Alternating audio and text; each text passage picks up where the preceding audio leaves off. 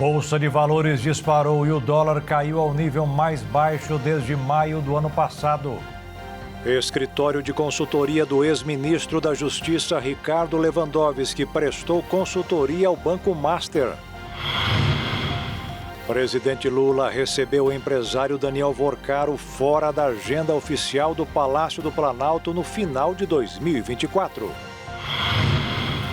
Presidente da França, Emmanuel Macron, ligou para Lula e conversou sobre o Conselho da Paz de Donald Trump. Brasil tem maior número de mortos no trânsito em 8 anos e o Nordeste lidera a lista pela primeira vez. Especialistas dizem que a inteligência artificial não vai acabar com os empregos, mas modificar as funções dos trabalhadores. Justiça de Santa Catarina suspendeu a lei que acabava com o sistema de cotas nas universidades do estado. Passou de 30 o número de mortes provocadas pela tempestade de neve nos Estados Unidos. E o filme brasileiro Agente Secreto foi escolhido para concorrer a 2 prêmios do Oscar britânico. A partir de agora, no Jornal das 22.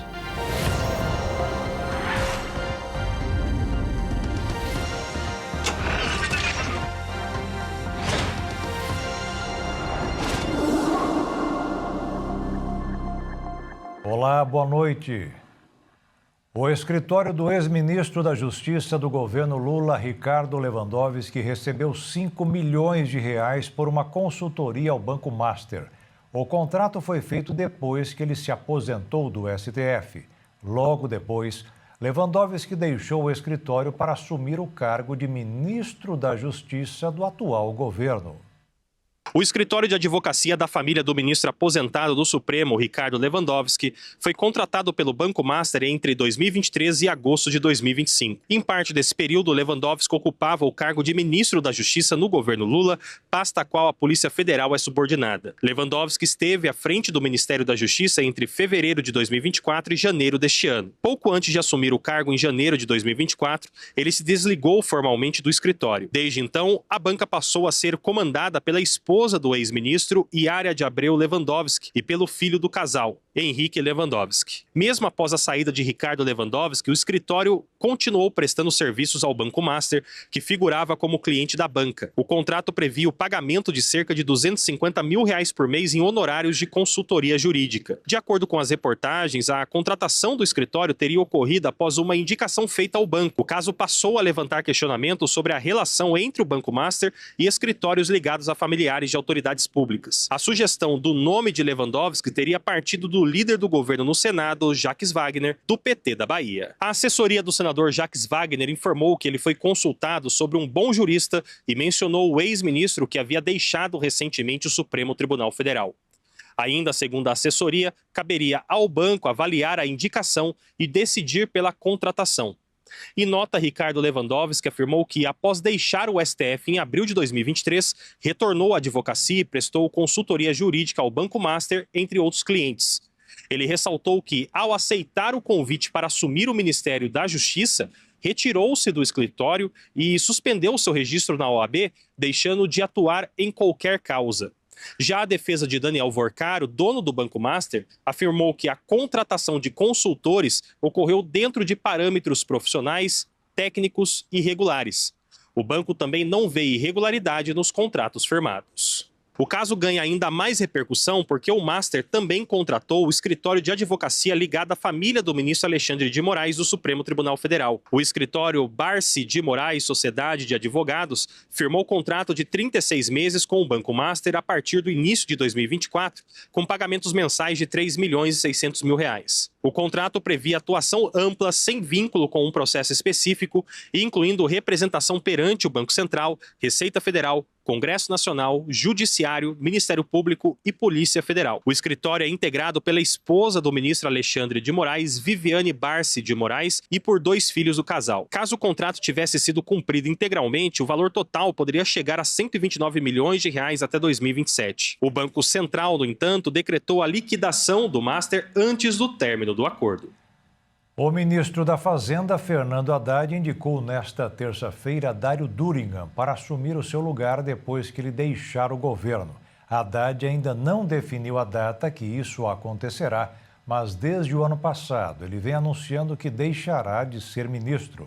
Fernando Haddad também quer que o secretário do Tesouro Nacional, Rogério Seron, ocupe a função hoje exercida por Durigan. O Brasil teve, no ano passado, o maior número de mortes no trânsito em quase uma década. E, pela primeira vez, o Nordeste liderou esta lista. Novos dados sobre acidentes de trânsito no Brasil revelam um cenário preocupante e apontam mudanças importantes no mapa da violência viária no país. Um estudo elaborado pela organização Vital Estratégias, com base em informações do Ministério da Saúde, reuniu estatísticas recentes sobre mortes no trânsito. Os números referentes a 2025 ainda não foram divulgados, mas o levantamento traz um panorama detalhado de 2024. Pela primeira vez, o Nordeste apareceu como a região com o maior número absoluto de mortes em acidentes de trânsito. Foram registrados 11.894 óbitos ao longo de 2024, superando o Sudeste, que superou pouco menos de 11 mil mortes. Até então, a região Sudeste, a mais populosa do país, liderava esse ranking de mortalidade no trânsito. Em todo o Brasil, 37.150 pessoas perderam a vida em ocorrências nas vias em 2024. Um aumento de cerca de 6,5% em relação ao ano anterior. Especialistas chamam a atenção para a diferença entre o tamanho das frotas regionais. Dados da Secretaria Nacional de Trânsito mostram que em dezembro de 2024, o Sudeste tinha aproximadamente 59 milhões de veículos registrados, mais que o dobro da frota do Nordeste, que somava cerca de 22 milhões. Quando o recorde considera a taxa de mortes por habitantes, o Centro-Oeste mantém a liderança, com 24 óbitos a cada 100 mil moradores, índice que já vinha sendo observado em anos anteriores. O Norte e o Nordeste apresentam números próximos, com 21 e 20 mortes por 100 mil habitantes, respectivamente. O Sudeste, por sua vez, registra a menor taxa do país, com 12. Segundo os responsáveis pelo estudo, o elevado número de mortes de motociclistas teve forte impacto nos resultados do Nordeste. Dados do Ministério da Saúde indicam que 6.116 pessoas que estavam em motocicletas morreram na região, volume cerca de 60% maior do que o registrado no Sudeste. Para os especialistas, o risco associado ao uso da moto aumenta em contextos de infraestrutura precária e baixa fiscalização. Entre as medidas apontadas para reduzir a letalidade estão investimentos em transporte público, melhorias nas vias, reforço da fiscalização de velocidade e do uso de capacete. O governo federal afirma adotar uma estratégia preventiva, com ações que vão desde a formação de condutores até programas como o CNH Brasil e a medida do bom condutor, que prevê benefícios para motoristas sem infrações recentes. Com tantos acidentes acontecendo todos os dias, fica cada vez mais fácil tirar a carteira de habilitação. A baliza, por exemplo, que sempre foi a manobra que mais reprovou os candidatos, deixou de ser obrigatória. E os benefícios não pararam por aí. Quando chegava o dia da prova prática de habilitação, a temida baliza era o terror dos condutores. Aquela manobra que já reprovou a muitos, viu agora a sua vez de ser reprovada pelo Detran de São Paulo. Isso porque o Departamento Nacional de Trânsito do Estado decidiu vetar esse quesito em suas avaliações, focando na etapa de circulação em via pública. E os movimentos do Detran não pararam por aí. Outra mudança muito importante foi a permissão do teste de direção com veículos equipados com câmbio automático. Porém, a pessoa que optar por fazer o teste com esse tipo de carro só poderá conduzir veículos nesta mesma categoria após a aprovação. Além de São Paulo, outros 3 estados também aderiram à nova regra: Amazonas, Espírito Santo e Mato Grosso do Sul. Essas medidas acompanham toda uma mudança recente no processo de obtenção da carteira de habilitação, que já está em vigor desde o dia 18 de dezembro do ano passado, quando o ministro do Transporte, Renan Filho, regulamentou essas novidades. Para o Daniel Paião, proprietário de uma autoescola, essas mudanças são válidas, mas podem dar margem para outros problemas muito maiores. Existem alguns pontos nessas alterações, por exemplo, no carro automático, que é interessante, né? Se a pessoa opta em dirigir um carro automático, ela tem a liberdade de dirigir somente um carro automático. Mas como será feito esse controle? Porque hoje, para você ter um carro automático, né, especificamente na CNH, que você é obrigado a dirigir apenas um veículo automático, você tem uma restrição, que é remetida a uma restrição física, restrição médica.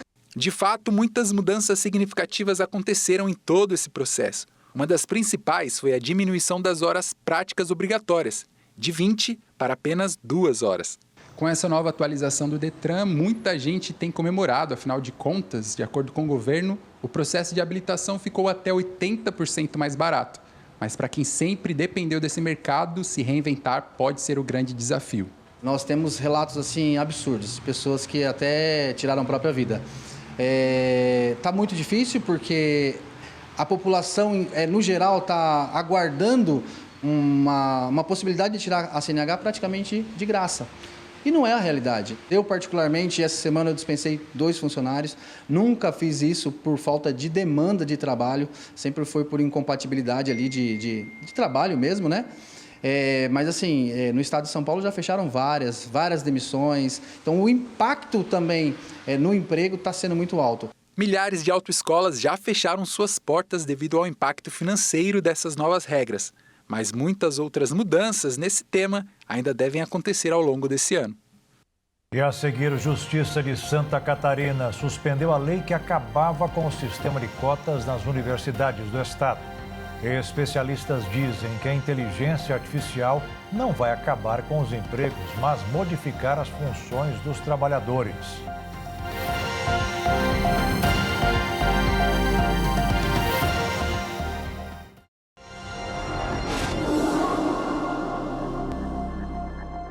Vários especialistas no mercado de trabalho concluíram que a inteligência artificial não vai acabar com os empregos, mas alertaram que pelo menos 30% das funções terão que se adaptar aos novos tempos.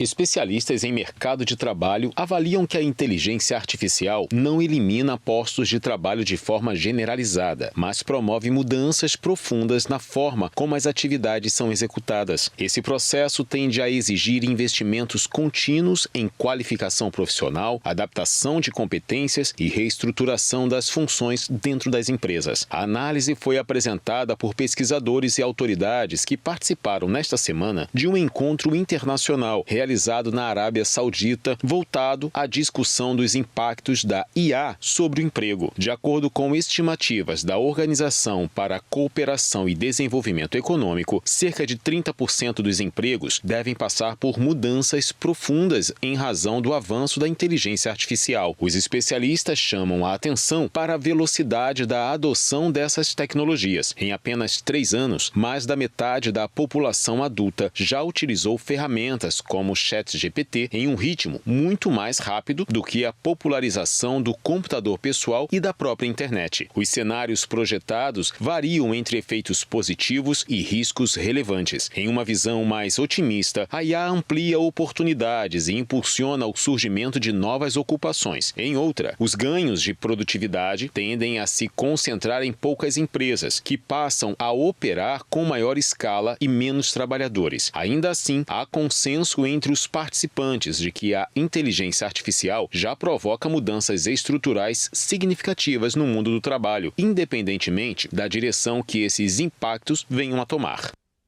E o mercado financeiro repercutiu com força o resultado da inflação medida pelo índice PCA-15, que ficou em 0,2% em janeiro, menor que o esperado, e uma esperança na redução da taxa básica de juros da economia. Além disso, os investidores estão fugindo das ações do presidente dos Estados Unidos, Donald Trump, e colocando dinheiro nos mercados emergentes.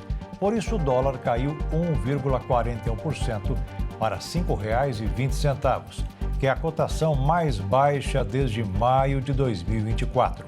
E a Bolsa de Valores subiu mais de 2% e bateu um novo recorde, na faixa dos 182 mil pontos.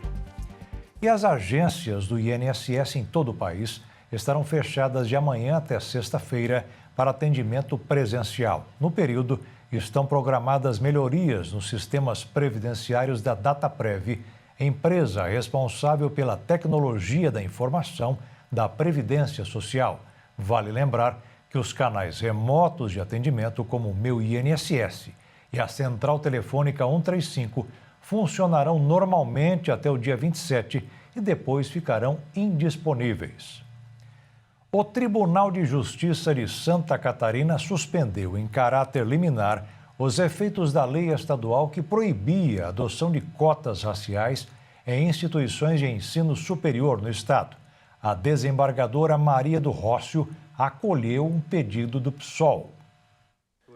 A lei foi aprovada no último mês de dezembro e sancionada na última semana pelo governador de Santa Catarina, Jorginho Melo, do PL. A nova regra atingiu estudantes que buscam ingressar na Universidade do Estado de Santa Catarina e faculdades privadas que recebem bolsas dos programas Universidade Gratuita e do Fundo de Apoio à Educação Superior. A manifestação na Justiça, que resultou na suspensão da lei, partiu do PSOL, de Santa Catarina.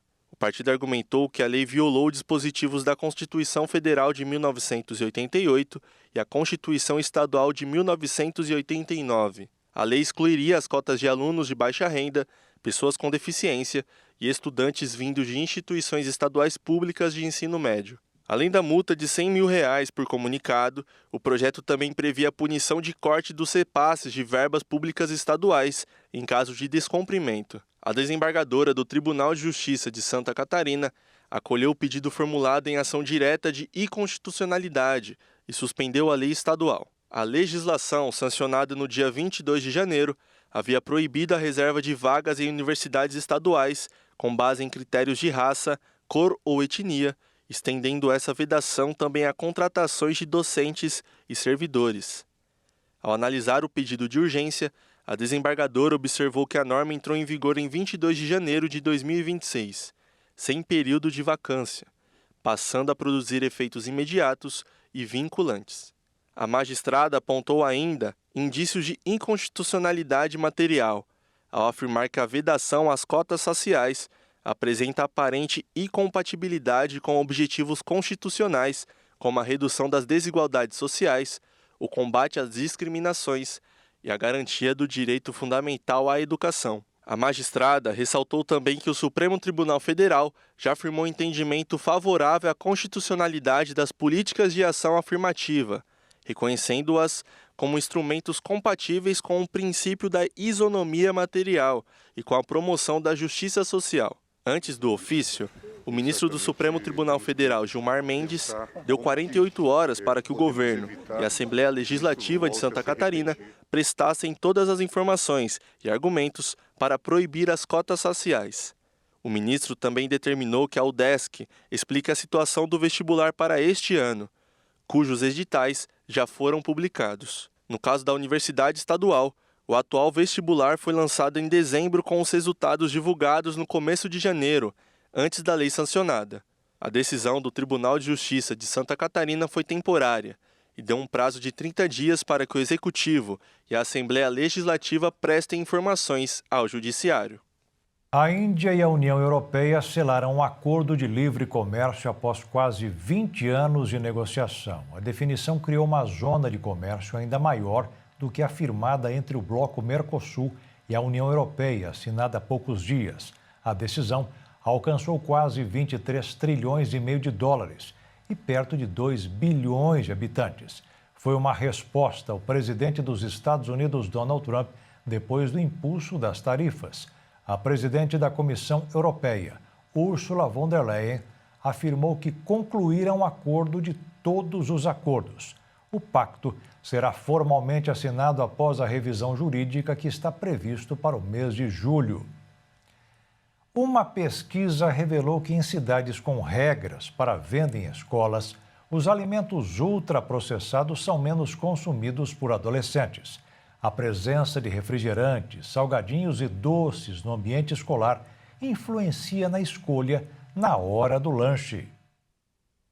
Pesquisadores da USP e da Universidade Federal de Uberlândia descobriram que estudantes de capitais com regras claras para a venda de alimentos nas escolas consomem menos ultraprocessados do que aqueles que estudam em locais sem esse tipo de regulamentação. O estudo, com mais de 81 mil adolescentes, mostra que a presença de normas para cantinas escolares está associada a menos consumo de alimentos ultraprocessados como refrigerantes, sucos industrializados, salgadinhos de pacote, biscoitos recheados, doces, sorvetes, embutidos e macarrão instantâneo por estudantes. Os dados de um novo estudo mostram que o que é vendido nas escolas pode influenciar diretamente a alimentação dos adolescentes com idades entre 13 e 17 anos, matriculados em escolas públicas e privadas de todas as capitais brasileiras. Os dados são da Pesquisa Nacional de Saúde do Escolar de 2019, realizada pelo IBGE, e foram cruzados com um levantamento detalhado de normas estaduais e municipais que, até aquele ano, regulavam a venda de alimentos e bebidas nas escolas. Para chegar aos resultados, os pesquisadores trabalharam com dois conjuntos principais de informações. De um lado, mapearam leis, decretos e portarias e resoluções que tratam de comercialização de alimentos em escolas, identificando quais capitais tinham normas em vigor e quem elas se aplicavam. Com isso, para os autores, o ambiente escolar exerce um papel importante na formação de hábitos alimentares, já que a escola é o espaço onde a criança e o adolescente passa grande parte do dia e fazem escolhas que se repetem ao longo do tempo. O estado de São Paulo já registrou 13 mortes devido às chuvas. Especialistas acreditam que os problemas não são os temporais, mas a falta de projetos públicos. A cidade de São Paulo já registrou 4 mortes relacionadas aos temporais que acontecem desde dezembro. Segundo especialistas, esses números aumentaram em comparação ao ano passado.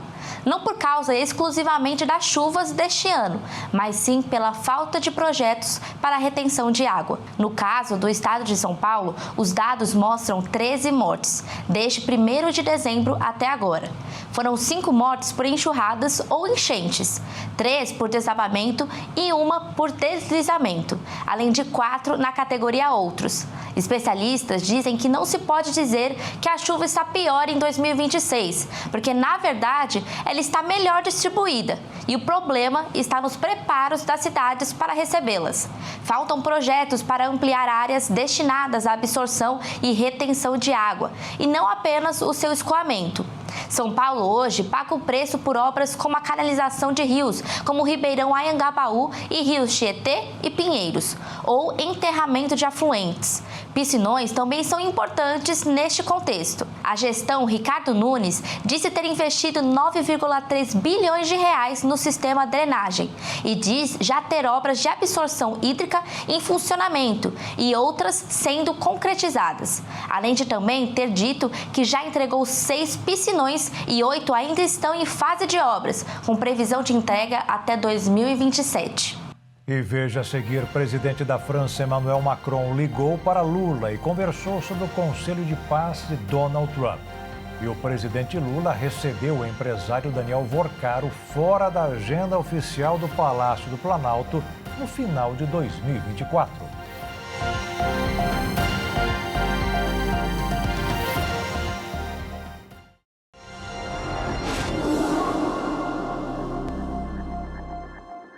O empresário Daniel Vorcaro, controlador do Banco Master, se reuniu no Palácio do Planalto no final de 2024 com o presidente Lula fora da agenda oficial. No encontro, o banqueiro expôs preocupações sobre o ambiente de mercado e a situação do Banco Master. O presidente Lula recebeu no Palácio do Planalto o dono do Banco Master, Daniel Vorcaro, em 4 de dezembro de 2024. O encontro ocorreu antes do escândalo de fraudes financeiras envolvendo a instituição se tornar público. Vorcaro esteve no Planalto acompanhado do ex-ministro da Fazenda Guido Mantega e de Augusto Lima, ex-sócio do Banco Master. À época, Mantega tinha uma reunião agendada com o chefe de gabinete do presidente, Marco Aurélio Santana Ribeiro, conhecido como Marcola, e solicitou depois uma conversa com Lula. Segundo interlocutores, Lula chamou para a conversa os ministros Rui Costa, da Casa Civil, e Alexandre Silveira, de Minas e Energia, além de Gabriel Galípolo, que à época, inclusive, era diretor do Banco Central e hoje preside a instituição. Durante o encontro, Daniel Vorcaro teria apresentado ao presidente reclamações sobre o que classificou como concentração do mercado bancário no Brasil. O presidente Lula respondeu que o tema deveria ser analisado tecnicamente pelo Banco Central e pediu que Gabriel Galípolo acompanhasse o assunto. Não foi a única vez que o dono do Banco Master esteve no Planalto. Ao menos 3 registros oficiais de entrada de Daniel Vorcaro na portaria da Secretaria de Relações Institucionais, órgão que é responsável pela articulação política do governo federal. O caso do Banco Master ele se tornou sensível em Brasília também pelas relações do empresário com figuras no meio político. O governador do Distrito Federal, Ibanez Roxas, do MDB, foi citado em depoimento por Vorcaro. Segundo o empresário, eles conversaram algumas vezes, inclusive, sobre a possível venda do Banco Master ao BRB, que é o banco da estatal aqui do Distrito Federal. A operação ela acabou sendo barrada pelo Banco Central. No meio político, o presidente do progressista, senador Ciro Nogueira, do Piauí, também é apontado como próximo a Vorcaro e teria, inclusive, participado de articulações envolvendo a negociação entre o Master e o BRB. O presidente Lula acompanha de perto o andamento do caso, inclusive tem demonstrado irritação com a condução do inquérito por Dias Toffoli. Nos bastidores, o presidente, inclusive, ele teria afirmado a aliados que o ministro deveria avaliar deixar o Supremo por renúncia ou até por aposentadoria. Nos últimos dias, Lula deu sinais de que não pretende sair em defesa de Toffoli diante das críticas. O presidente já teria indicado que pretende chamar o ministro para uma nova conversa sobre a sua atuação no caso. Apesar desse desconforto, interlocutores do Planalto avaliam que Lula não deve pedir formalmente o afastamento de Toffoli nem a retirada do ministro da relatoria do processo. Durante o encontro, Daniel Vorcaro, inclusive, teria apresentado ao presidente reclamações sobre o que ele classificou como concentração do mercado bancário no Brasil. O presidente Lula respondeu que o tema deveria ser analisado tecnicamente pelo Banco Central e pediu que Gabriel Galípolo acompanhasse o assunto. Em evento em Maceió, Lula comentou sobre a liquidação do Banco Master. Não é possível que a gente continue vendo o pobre ser sacrificado enquanto tem um cidadão, sabe, do Banco Master que deu um golpe de mais de 40 bilhões de reais. Quem vai pagar é os bancos, é o Banco do Brasil, é a Caixa Econômica que vai pagar, é o Itaú, um cidadão que deu um desfalque de 40 bilhões nesse país. Então, companheiros, tem gente que defende, porque também está cheio de gente que falta um pouco de vergonha na cara nesse país.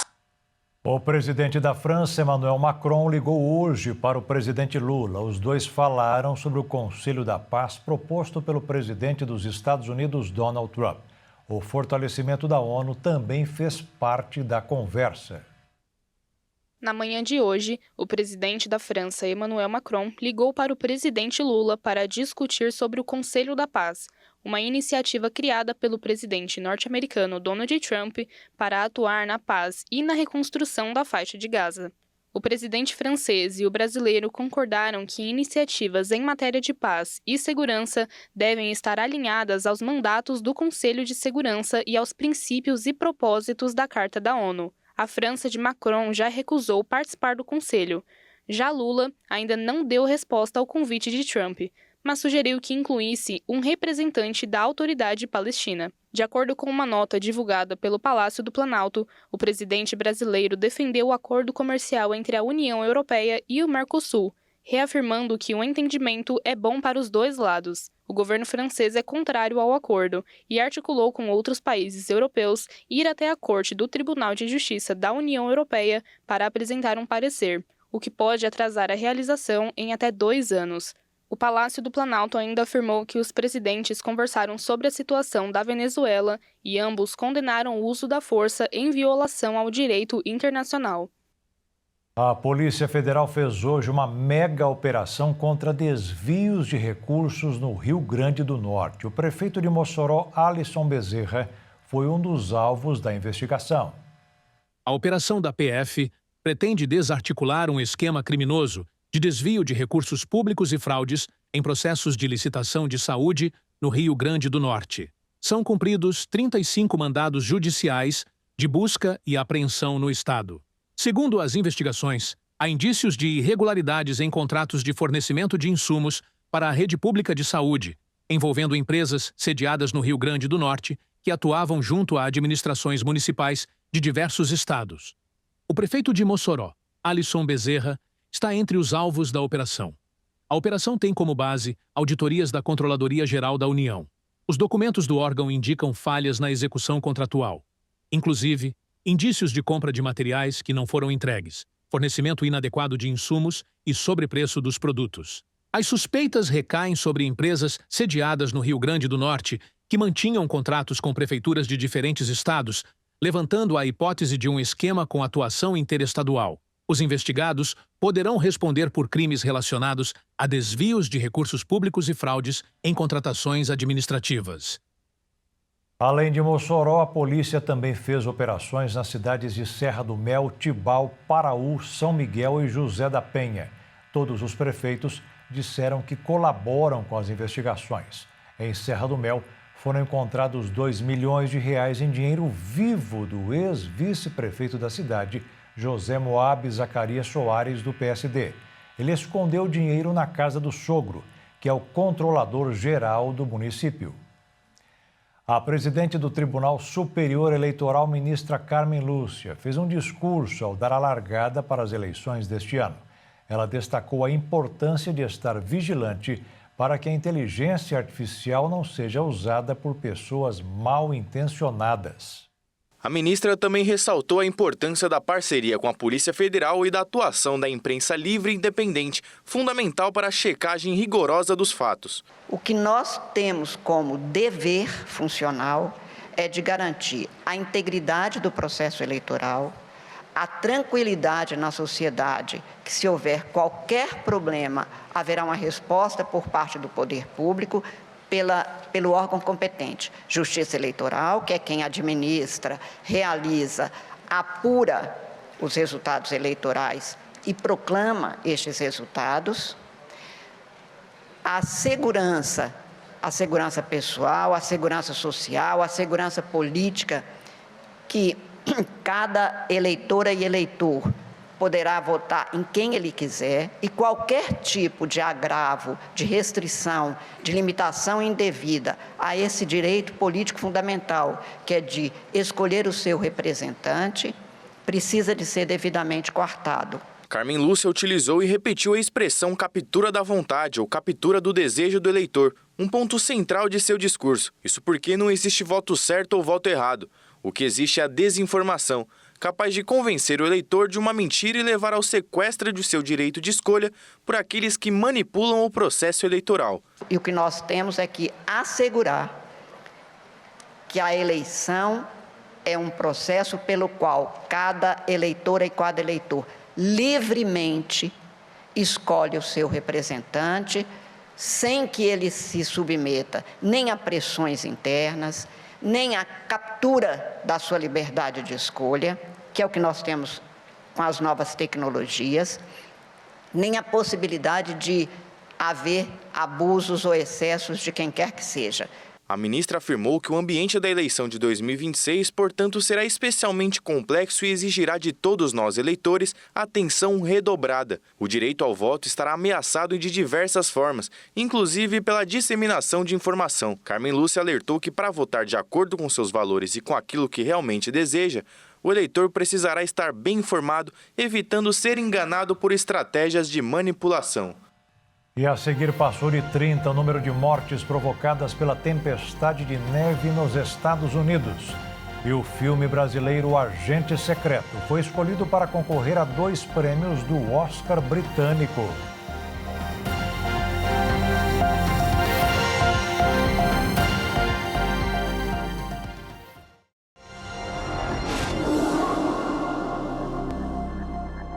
O prefeito de Minneapolis, que fica no estado de Minnesota, nos Estados Unidos, anunciou a saída progressiva dos agentes de imigração da cidade americana, que foi palco de 2 mortes nas últimas semanas.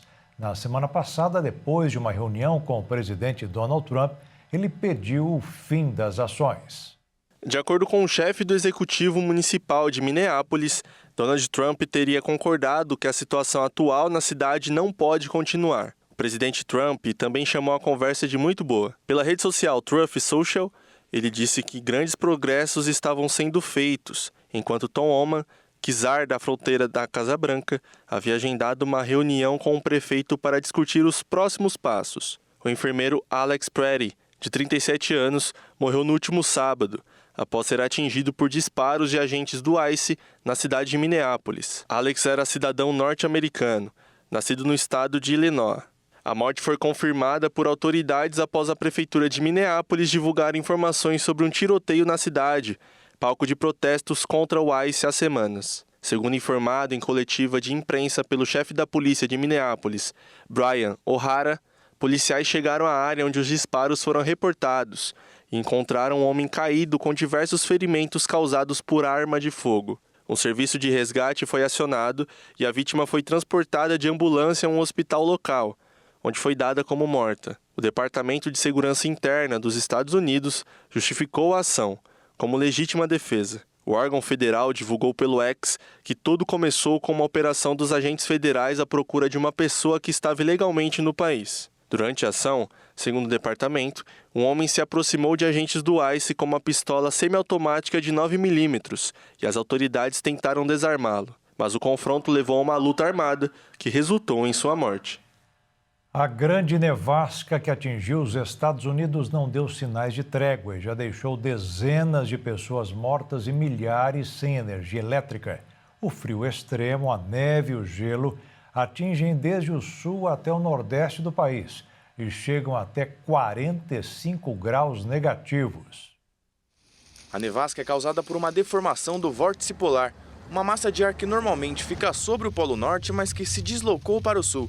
As temperaturas também estão estabelecendo novos recordes diários de mínimas no centro-oeste e devem ser quebrados no sul e no leste. As baixas temperaturas têm provocado mortes, com causas que vão desde hipotermia até acidentes de trânsito envolvendo trenós e removedores de neve. As mortes ocorreram em mais de 10 estados americanos. Em Nova Jersey, um homem foi encontrado morto na neve com uma pá nas mãos. Na cidade de Nova York, outras pessoas foram encontradas sem vida. A tempestade também provocou um colapso no transporte aéreo. Milhares de voos foram cancelados ou atrasados, no maior índice desde o início da pandemia. Aeroportos estratégicos ficaram paralisados com aviões e tripulações retidos. Em Nova York, bairros acumularam de 20 a 38 centímetros de neve. As escolas públicas foram fechadas e cerca de 500 mil alunos tiveram aulas online. Está previsto que as temperaturas negativas sigam ao longo da semana, já que o Serviço Meteorológico Nacional informou que uma nova massa de ar ártico deve mantê-las abaixo de zero em regiões já cobertas por neve e gelo. Além disso, os meteorologistas alertaram para a possibilidade de outra tempestade de inverno atingir partes da costa leste no fim de semana. A previsão indica que os 48 estados contíguos devem registrar a menor média de temperatura desde janeiro de 2014, com 12,3 graus negativos. Parlamentares franceses aprovaram na madrugada desta terça-feira uma lei que proíbe o uso de redes sociais por crianças menores de 15 anos. A medida busca proteger a saúde mental dos adolescentes e combater o cyberbullying. Parlamentares franceses aprovaram na madrugada desta terça-feira uma lei que proíbe o uso de redes sociais por crianças menores de 15 anos. Após mais de 7 horas de debate, a Assembleia Nacional aprovou o projeto de lei por 130 votos a 21. A medida, que ainda precisa da aprovação do Senado para entrar em vigor, segue os passos da Austrália, que em dezembro proibiu essas plataformas para menores de 16 anos, um caso pioneiro no mundo. O presidente Emmanuel Macron fez da proteção das crianças online e da regulamentação do tempo de tela um foco central de seu segundo mandato, que termina em 2027. Na rede social X, ele afirmou que o cérebro de nossas crianças não está à venda, nem para plataformas americanas, nem para redes chinesas, e disse que a aprovação é um passo importante. A Agência Francesa de Segurança Sanitária alerta para os riscos dessas plataformas: cyberbullying, comparação constante, exposição a conteúdo violento e distúrbios do sono. Para evitar isso, menores de 15 anos não poderão criar novas contas a partir de 1º de setembro e as contas existentes serão desativadas a partir de 1º de janeiro de 2027. A lei também proíbe o uso de celulares em escolas de ensino médio, uma medida já em vigor no ensino fundamental. A preocupação com o impacto das redes sociais na saúde mental dos jovens cresce em todo o mundo. Países como Espanha e Dinamarca também estão considerando restrições semelhantes, enquanto no estado americano da Califórnia, um julgamento vai determinar se TikTok, Instagram e YouTube projetaram suas plataformas para gerar dependência em adolescentes. Biólogos do Mato Grosso do Sul registraram um momento especial. O primeiro voo de uma arara azul, que seguiu o chamado dos pais e saiu da casinha de madeira que estava vivendo. Flagra de um filhote de arara azul deixando seu ninho pela primeira vez e dando o primeiro voo da vida deixou biólogos emocionados no Pantanal de Mato Grosso do Sul na última semana. Ao lado do ninho artificial, um dos profissionais conseguiu registrar o exato momento em que o pequeno segue o chamado dos pais e deixa a casinha de madeira no topo de uma árvore. Acompanhava o abrir das asas da ararinha a equipe composta pelos profissionais César Corrês, Davi Ledesma e William Sanabria. Davi estava filmando tudo, enquanto o filhote, muito esperto, ouvia a vocalização da mãe e do pai e tentava criar coragem para sair da estrutura. Quando a arara bebê finalmente saiu, foi impossível conter a emoção. Os três se encantaram e vibraram com alegria com essa cena vista a olho nu. O registro foi realizado na tarde do dia 22 de janeiro, na região da cidade de Aquidauana, considerada a porta de entrada do Pantanal sul-mato-grossense. Antes de sair do ninho para se aventurar pela natureza, o pequeno foi examinado, pesado e medido.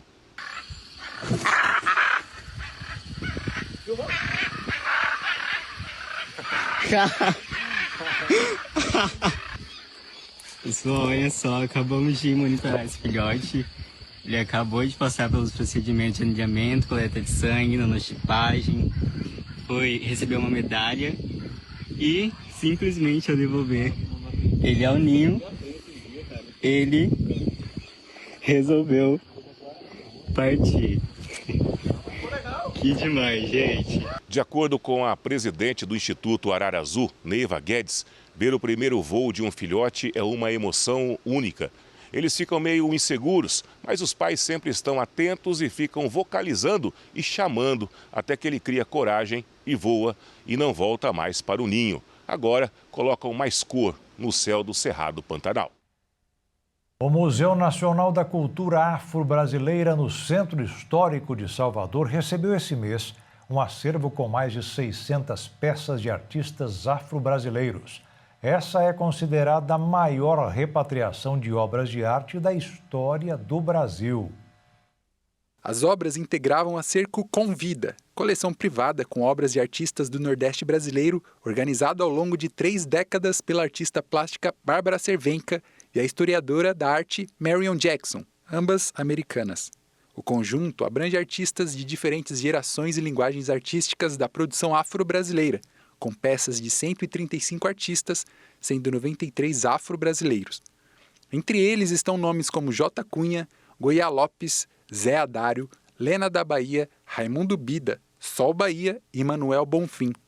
O acervo foi apresentado em Salvador, em solenidade com a presença da ministra da Cultura, Margarete Menezes, que celebrou a repatriação das peças como um marco para a memória cultural negra do país. A repatriação reafirma a política do governo federal, por meio dos Ministérios da Cultura e das Relações Exteriores, de identificar bens culturais em posse de museus estrangeiros e governos de outros países que possam ser repatriados. Foi o caso de um dos mantos do povo Tupinambá, que estava há 3 séculos em Copenhague e foi cedido pela Dinamarca. A peça chegou ao Brasil em julho de 2024 e passou a integrar o novo acervo do Museu Nacional, no Rio de Janeiro. O Acervo Convida foi construído por meio de dezenas de viagens de Bárbara Cervenka e Marion Jackson para o Nordeste brasileiro a partir de 1992. As obras foram majoritariamente adquiridas com os próprios artistas. Desde então, as peças foram exibidas em museus dos Estados Unidos e Canadá. O Agente Secreto é destaque em mais um prêmio. O filme brasileiro recebeu 2 indicações no BAFTA 2026, conhecido como o Oscar britânico. A lista oficial de indicados a uma das principais premiações do audiovisual do mundo, o BAFTA 2026, foi divulgada pela Academia Britânica de Cinema nesta terça-feira e confirmou as pré-indicações anunciadas no início do mês. O longa O Agente Secreto, de Kleber Mendonça Filho, aparece 2 vezes na disputa, concorrendo a melhor filme de língua estrangeira e melhor roteiro original. Wagner Moura não foi indicado a melhor ator. Isso já era sabido, já que o brasileiro não estava na lista de pré-selecionados divulgada no início de janeiro. Já o documentário Apocalipse nos Trópicos, dirigido por Petra Costa, foi indicado a melhor documentário, assim como o brasileiro Adolfo Veloso, diretor de fotografia de Sonhos de Trem, que foi indicado em melhor fotografia. Com isso, o Brasil marca presença tanto em categorias principais quanto técnicas da premiação. E começa agora a etapa final de votação do BAFTA.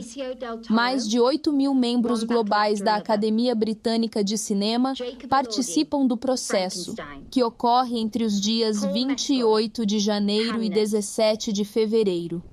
A cerimônia de entrega dos prêmios está marcada para 22 de fevereiro, em Londres. E o Jornal das 22 termina aqui. Uma boa noite para você e fique na paz. Tchau.